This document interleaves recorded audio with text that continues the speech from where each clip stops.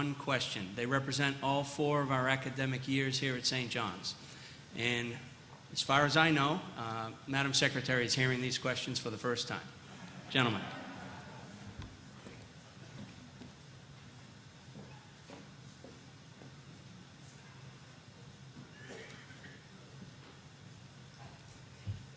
Thank you for coming, Secretary Albright.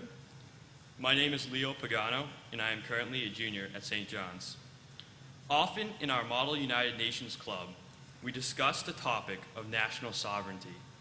As Secretary of State, how did you strive to respect the sovereignty of every nation, but act in the interest of the common good in the United States? Thank you very much, Leo. That's a very, very good question.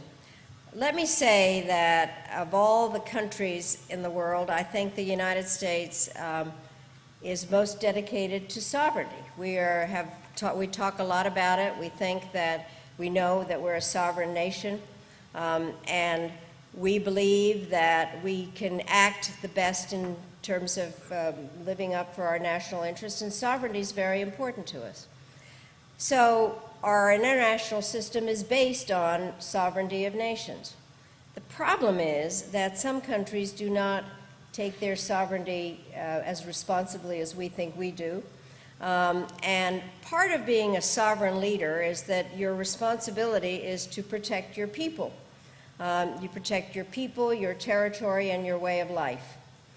And the question is whether the other countries are actually doing that vis-a-vis their own people. And we think that some of them are not protecting their people, and on the contrary, are actually killing their people.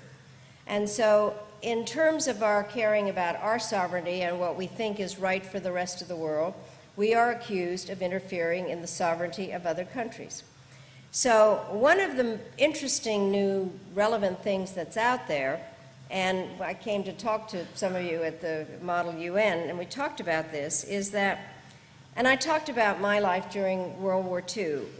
One could make the argument, I wouldn't, that we didn't know what was going on during World War II with the Jews, and so people didn't do anything. Now, as a result of information, we know everything that's going on everywhere. And so the question is whether we, in fact, decide that certain countries are not capable of exercising their sovereignty because they're killing their people. And so there's a new concept where the international community respects sovereignty but believes that when people are killing their own people, they don't deserve to have that sovereignty, and we have a concept called responsibility to protect.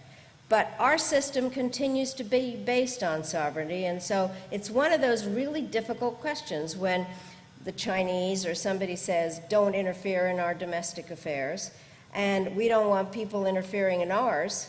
And so it continues to be the basis of international relations, but a very, very complicated concept. So one of the things, if I might say, on responsibility to protect, the argument could be made that we actually didn't do a great job in helping